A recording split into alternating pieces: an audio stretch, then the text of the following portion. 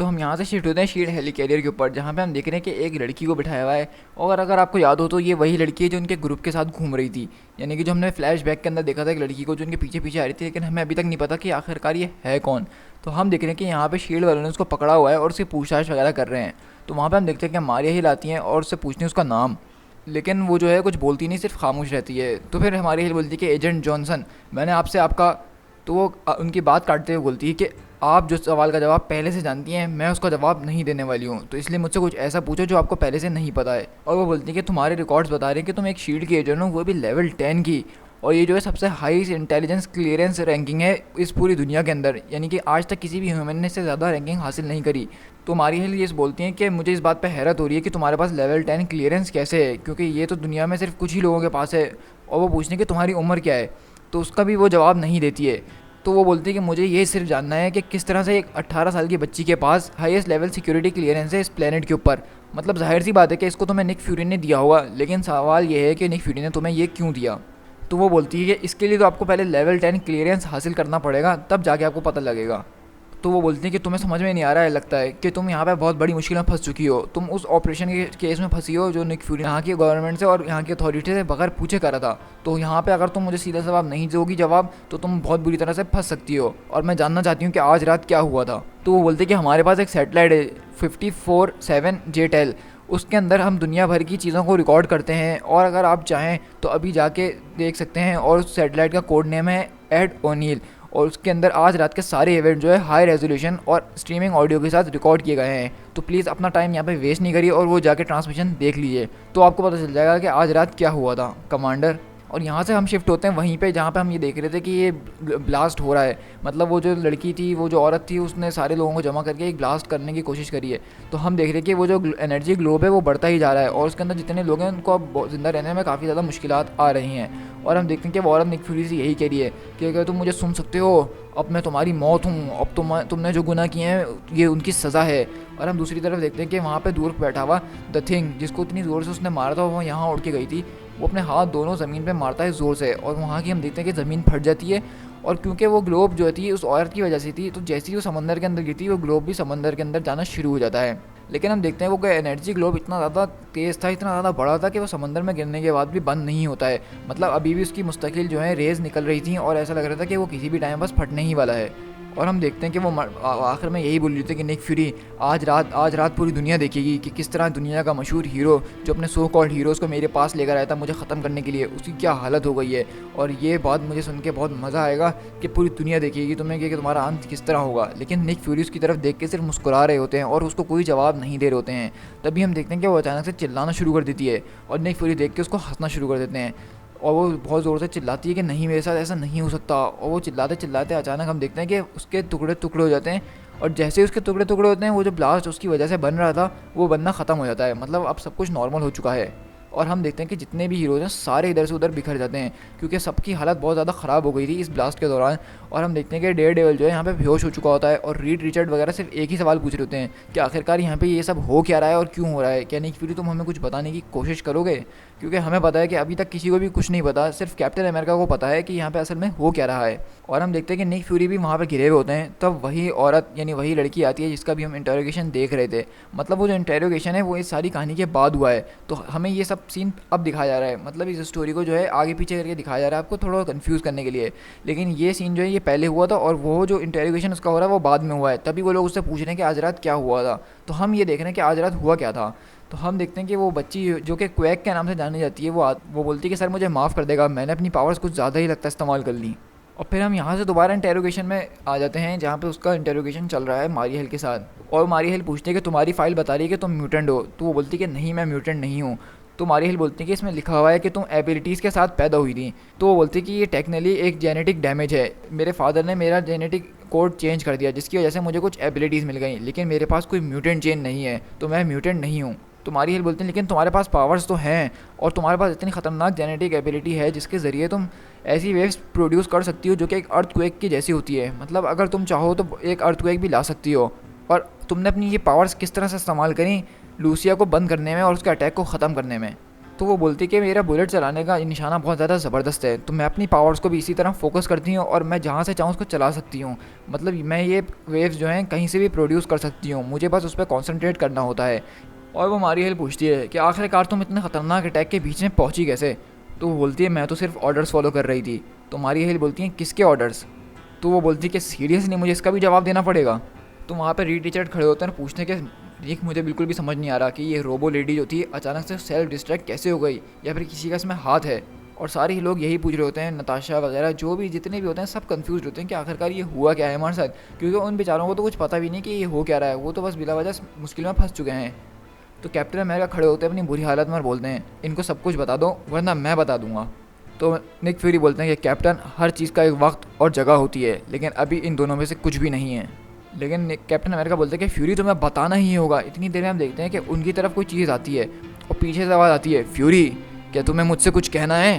और हम पीछे देखते हैं कि वुल्वरीन जो है अपने जेट के अंदर बैठ के एक्समैन को लेकर यहाँ पे पहुँच चुका होता है, क्योंकि हमें पता है कि उनके ऊपर भी अटैक हो चुका है, हमने पिछले इशू में देखा था। तो मिस्टर फैंटास्टिक पूछते हैं, मिस्टर रीड रिचर्ड पूछते हैं कि एक्समैन तुम लोगों पे भी क्या अटैक हुआ है। तो साइक्लॉप बोलता है कि हम सब पे नहीं, सिर्फ लोगन पे, लेकिन वो स्कूल के ग्राउंड के ऊपर हुआ, तो इसलिए हमें ये पता लगाना ज़रूरी है कि आखिर ये सब हो क्यों रहा है। तो वुल्वरीन बोलता है कि मुझे नहीं पता कि ये सब क्या हो रहा है, लेकिन जिस आदमी से मैं लड़ा उसने बोला कि आज ये पे बैक का टाइम है तुम्हारा और फ्यूरी के लिए, और उसने मुझे ये भी कहा कि तुमने कुछ ऐसा किया है कि हो सकता है वो तुम्हें याद ना हो, लेकिन तुम्हें वो पता लगाना पड़ेगा, ये सज़ा तुम्हें उसी चीज़ की मिल रही है। तो कैप्टन अमेरिका बोलते हैं हाँ बस हम लोग उसी तरफ जा रहे थे, फ्यूरी जल्दी से सारी कहानी बताना शुरू करो। तो निक फ्यूरी बोलते हैं कि आज रात जो था एक ऑर्गेनाइज्ड टेररिस्ट अटैक था, वो भी अमेरिकन सॉइल के ऊपर, ये एक बदला था। और वो बोलते हैं कि ये बदला उस ग्रुप के लिए था जिन्होंने मेरी हेल्प करी थी लेटवियरिया के गवर्नमेंट को नीचे गिराने में और उनके इलेक्टेड प्रेसिडेंट यानी इनके इलेक्टेड लीडर को ख़त्म करने में। तो ये देख के सबकी आंखें एकदम खुली रह जाती हैं कि निक फ्यूरी आखिरकार ये बोल क्या रहे हैं। तो डेयरडेविल पूछता है कि आखिरकार ये सब हुआ कब था। तो निक फ्यूरी बोलते हैं कि 1 साल पहले आज के दिन ही, मतलब आज पूरा उसको 1 साल हो गया है। तो स्पाइडरमैन बोलता है कि मुझे बिल्कुल भी समझ नहीं आ रहा कि फ्यूरी के तुम क्या बोल रहे हो, क्या मुझे वैसे भी आजकल भूलने की बीमारी चल रही है और मेरे दिमाग में कुछ अजीब से फ्लैशेस चल रहे हैं, तो क्या तुम प्लीज़ मेरी कुछ मदद करोगे, मैं कुछ भी याद नहीं रख पा रहा हूँ। तो कैप्टन अमेरिका बोलते हैं कि तुम याद नहीं रख पा रहे हो, इसके पीछे भी एक रीज़न है। तो स्पाइडरमैन बोलता है कि हाँ कैप्टन, आपने हम ये लड़ाई शुरू होने से पहले बोला था कि हम लोग एक सीक्रेट वॉर पे गए थे, तो ये आखिरकार कैसी सीक्रेट वॉर है, हम सबको ये सब याद क्यों नहीं है। तो साइक्लॉप पूछता है कि आप इसमें किस किस की बात कर रहे हैं, क्या हम एक्समैन भी इसमें शामिल थे। तो कैप्टन अमेरिका बोलता है कि नहीं, सिर्फ Logan, Luke Cage, Black Widow, Spiderman, Daredevil और मैं, और वो जो सामने यंग लेडी खड़ी है वो, इसके अलावा और कुछ नहीं।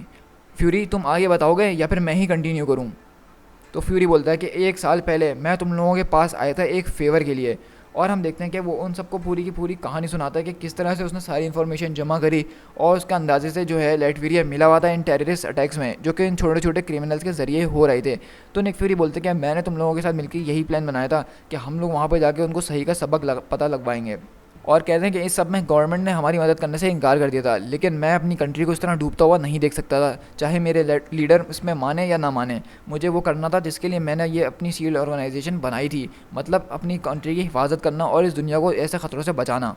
और हम देखते हैं कि उस रात क्या हुआ था, मतलब उन लोगों ने एक बहुत ज़बरदस्त तरीके की जंग लड़ी थी लेटविरिया के अंदर, और वो लोग उस कैसल के अंदर घुस गए थे जहाँ पे वो लेडी थी जिसका नाम लूसिया था। और हम देखते हैं कि लूसिया के बोलती है कि निक फ्यूरी तुम बहुत बैड बॉय हो गए हो, लेकिन तुम्हें यहाँ आना बिल्कुल भी अलाउड नहीं है, और कहती है कि मैंने तो तुम्हारे प्रेसिडेंट को बता दिया कि सारी हरकतें जो तुमने यहाँ पे करी है, और ऑफ कोर्स वो तुमसे बिल्कुल भी खुश नहीं है। तो वो बोलती है कि मुझे इस बात पे हैरत हो रही है कि तुम अपने झंडे वाले कैप्टन अमेरिका को यहाँ तक लिया है मुझे डिस्ट्रैक्ट करने के लिए, और वो भी अपनी गवर्नमेंट को बगैर बताए, ऐसा कैसे हो सकता है फ्यूरी। तो स्पाइडरमैन पूछता है तो क्या हुआ फ्यूरी, हम इसको अरेस्ट कर लें।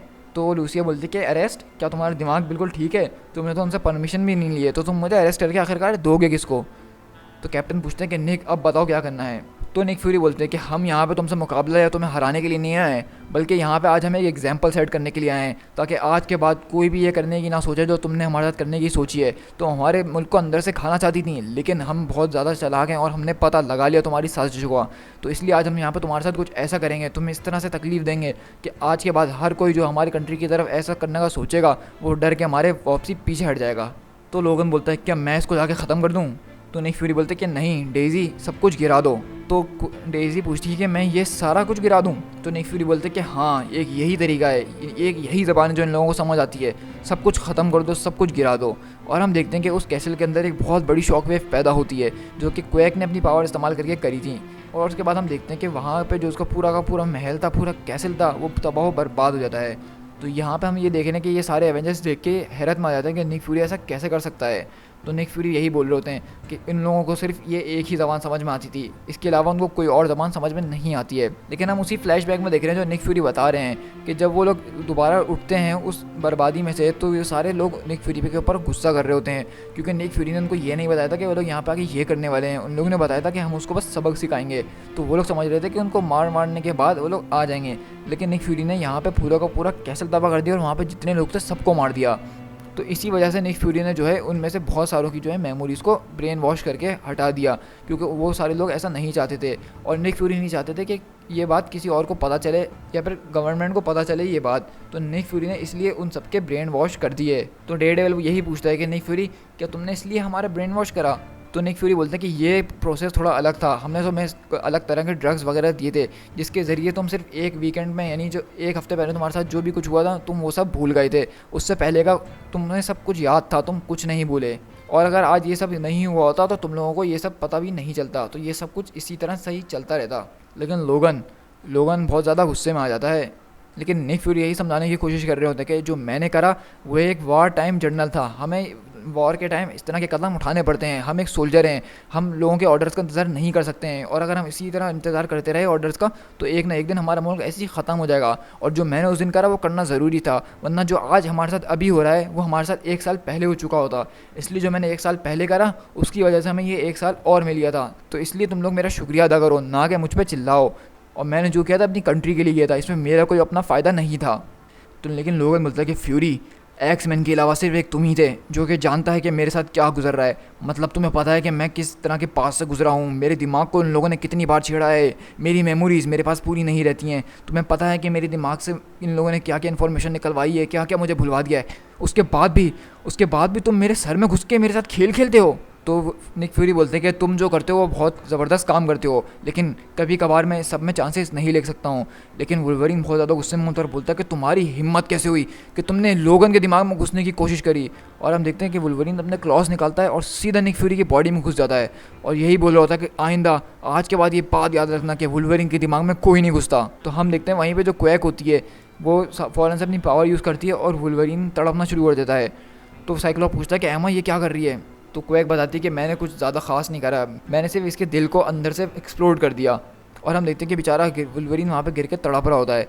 तो वो बोलती है और अगर अब कोई मेरे सामने आया तो मैं उसके साथ भी बिल्कुल ऐसा ही करूँगी। और सबसे बड़ी बात, miss Frost, with all due respect, आप जो कोशिश कर रही हैं मेरे दिमाग को कंट्रोल करने की वो प्लीज़ नहीं करिए, क्योंकि मेरे पास एक साइचिक शील्ड है जिसकी वजह से आप उसको कभी भी तोड़ नहीं पाएंगी। लेकिन आपने अगर ज़्यादा कोशिश करी तो मैं यही करूँगी जो मैंने वुल्वरीन के साथ करा है। और मुझे पूरी उम्मीद है कि आप में से किसी और के पास भी इतना ज़बरदस्त हीलिंग फैक्टर नहीं होगा। तो प्लीज़ अपना कोई भी कदम उठाने से पहले मेरे खिलाफ ज़रा सोच लीजिएगा। लेकिन हम वहीं पे देख रहे होते हैं इन सब के बीच कि डेज़ी जो है किसी और से भी बात कर रही होती है और वो पूछता है कि मैं गिर गया हूँ डेज़ी? तो वो बोलती है कि हाँ सर आप गिर गए हैं। तो वो बोलते वहाँ से ऑर्डर आते हैं कि तुम अब लड़ना बंद कर दो और किसी चीज़ को छूना नहीं। तो वो बोलती है कि सर जैसा भी आप कहें। तो हमें पता चलता है कि असल में ये निक फ्यूरी होता ही नहीं है, बल्कि ये निक फ्यूरी का एक लाइफ मॉडल डिकॉय होता है। और असल में निक फ्यूरी जो है बैठ के कहीं और से ऑर्डर्स दे रहे होते हैं क्वैक को, और वो सब असल में निक फ्यूरी की जो है यहाँ पर राइट हैंड बनी हुई है। मतलब सब कुछ जो है क्वैक ही कर रही है, निक फ्यूरी इसको बैठ के पीछे से सिर्फ ऑर्डर्स दे रहे हैं। और यहाँ पे रीड रिचर्ड भी इस बात पे हैरत कर जाते हैं कि ये लोग इतने ज़बरदस्त तरीके के लाइफ मॉडल आखिर कैसे बना लेते हैं कि हमें इसके साथ खड़े हैं और हमें बिल्कुल भी पता नहीं चला। हम देखते हैं कि वो लाइफ मॉडल डिकॉय जो होता है वो आखिर में यही बोलता है कि मेरे बारे में अब ज़्यादा चिंता करने की कोई ज़रूरत नहीं है, क्योंकि बस मेरा काम हो गया। अब मैंने बहुत पॉलिटिक्स लड़ ली, बहुत काम कर लिए, अब मैं कुछ दिनों या कुछ सालों के लिए यहाँ से गायब होने वाला हूँ। और हो सकता है कि तुम लोगों को वो ऑर्डर दें कि मुझे मारने का, तो तुम लोग को जो ऑर्डर मिले वो करना, लेकिन मैं तुम लोगों के हाथ अब आने वाला नहीं हूँ। मैं सिर्फ यहाँ पर इसीलिए आया था ताकि मैं अपनी सारी बातें तुम लोगों के सामने बिल्कुल क्लियरली बता दूँ। तो कैप्टन अमेरिका पूछते हैं कि ये कहाँ है? तो रीड रिचर्ड बताते हैं कि ये कहीं ना कहीं से तो ब्रॉडकास्ट कर रहे होंगे। और निक फ्यूरी बोलते हैं कि तुम लोग हीरोज़ हो और मुझसे कहीं ज़्यादा गुना अच्छे हीरोज़ हो, और मैं चाहता हूँ कि तुम लोग इसी तरह से एक दूसरे का ख्याल रखो और इस दुनिया को बचाते रहना। मुझे पता है कि शायद मैंने जो कदम उठाए थे उस वक्त वो सही नहीं थे, लेकिन मेरे ख्याल से एक दिन ऐसा आएगा और तुम लोग समझ जाओगे कि ये सब मैंने क्यों किया था। कम से कम ये तो समझ जाओगे कि मैंने ये ऐसा क्यों किया। Signing off. और हम देखते हैं कि वहाँ से निक फ्यूरी चले जाते हैं। तो वुल्वरीन उस बच्ची से पूछता है कि आखिरकार तुम कौन हो। तो वो बोलते हैं अब लगता है कि हमारा काम इस ट्रिप पे ख़त्म हो चुका है। मैंने इस ट्रिप पे काफ़ी कुछ सीखा है आप लोगों से, जबकि आप लोगों को कुछ भी सिखाना याद नहीं होगा। और फिर हम यहीं से दोबारा इंटेरोगेशन रूम में शिफ्ट होते हैं, जहाँ पे मारिया हिल उससे पूछ रही हैं, मतलब ये इस रात के जो हादसा हुआ उसके बाद इससे पूछताछ चल रही है, क्योंकि हमें पता है कि निक फ्यूरी के बाद सबसे ज़बरदस्त और सबसे बड़ी राइट हैंड उनकी यही थी, और यही सारे ऑर्डर शुरू से फॉलो करते हुए आ रही थी निक फ्यूरी के। तो हम देखते हैं मारिया हिल पूछती है कि निक फ्यूरी कहाँ है। तो वो बोलती है मुझे नहीं पता। मारिया हिल बोलती कि मेरे साथ खेल खेलना बंद करो। तो वो बोलती कि हाँ मुझे पता है, असल में खेल तो आप लोग मेरे साथ खेल रहे हैं, क्योंकि अगले रूम में अपने DR स्टार टैग लगाई हुई है, जो कि मेरी ब्रेन और हार्ट वेव्स को मुस्तकिल जज कर रहे हैं कि कहीं मैं झूठ तो नहीं बोल रही। और उससे अगले ही रूम में अपने कुछ एजेंट बिठाए हुए हैं जिनके पास माइंड रीडिंग पावर्स हैं, और वो मुस्तकिल मेरा माइंड पढ़ने की कोशिश कर रहे हैं। तो एक बार मेरी ये बात दोबारा कान खोल के सुन लें कि मुझे नहीं पता कि निक फ्यूरी कहाँ पे है। तो हमारी ये बोलती है क्या मतलब नहीं है, क्या वो ऐसे ही गायब हो गया। तो वो बोलती है कि मेरे ख्याल से निक फ्यूरी ने जो इस दुनिया के लिए करा है, उन्होंने अपनी आज़ादी कमा ली है, तो आप लोगों का उनका पीछा करने की ज़रूरत बिल्कुल भी नहीं है। तो मारिया हिल बोलती है कि तुम्हें क्या लगता है कि ये स्टोरी मीडिया तक नहीं निकलेगी, क्या हम में से कोई भी यहाँ से कोई ये न्यूज़ नहीं निकालने वाला, क्या ये पेपर में नहीं आएगी, या लोग इसको नहीं पढ़ेंगे तो वो क्या सोचेंगे हमारी कंट्री और हमारी शील्ड के बारे में। तो वो क्वैक बोलती है कि ये बात तो मुझे नहीं पता। तो वो बोलती है कि मेरे ख्याल से अब ये सारी जिम्मेदारी आपके ऊपर आने वाली है, तो जितनी जल्दी हो सके आप इस मामले को संभाल लीजिए। तो मारिया बोलती कि मुझे कुछ समझ में नहीं आ रहा, ये निक फ्यूरी सारे दरवाजे सारी खिड़कियाँ बंद करके चले गया है और अपने पीछे छोड़ गया है तो सिर्फ एक 18 साल की लेवल 10 एजेंट, जिसके बारे में मैंने कभी आज तक ज़िंदगी में नहीं सुना।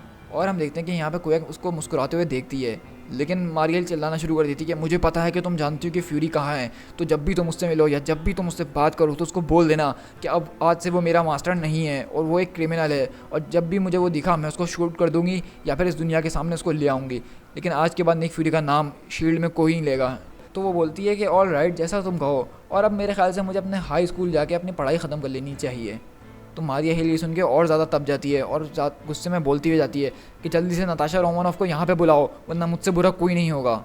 और हम देखते हैं कि वो बेचारी बैठी हुई क्वैक वहाँ पे इंतज़ार कर रही होती है, और उसके बाद वो लोग जो है इसको छोड़ देते हैं, क्योंकि इन लोगों के पास कोई भी प्रूफ नहीं था क्वैक के ख़िलाफ़ कि उसने कुछ ऐसा किया है जो कि गलत हो। वो तो सिर्फ ऑर्डर्स फॉलो कर रही थी निक फ्यूरी के, और अब निक फ्यूरी ही गायब हैं। लेकिन हम देखते हैं कि जब वो शील्ड हेलिकैरियर से बाहर आके खड़ी होती है तो हम देखते हैं कि वो किसी से बात कर रही होती है, और वो बोलती है कि यस सर, आपका काम हो गया। सो गाइस, यहाँ पे हमारा एंड होता है सीक्रेट वॉर का स्टोरी आर्क, और ये बहुत ज़बरदस्त सा इवेंट।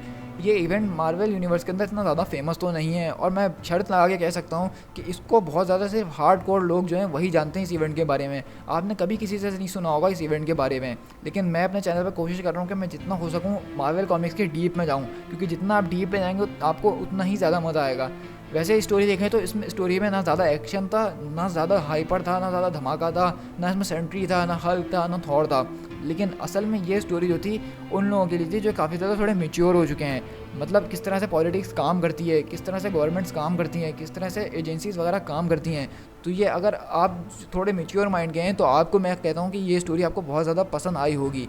ये स्टोरी मैं कहता हूँ बच्चों के लिए नहीं है, बच्चे सिर्फ एक्शन और कॉमिक्स में धूम धड़ाका ढूंढते हैं, लेकिन यहाँ पे हम देख रहे हैं कि मार्वल कॉमिक्स ने ये जो है एक काफ़ी ज़्यादा अच्छा स्टेप लिया था, मतलब जो अपने एडल्ट रीडर्स हैं उनके साथ एक ज़बरदस्त स्टोरी शेयर करने का।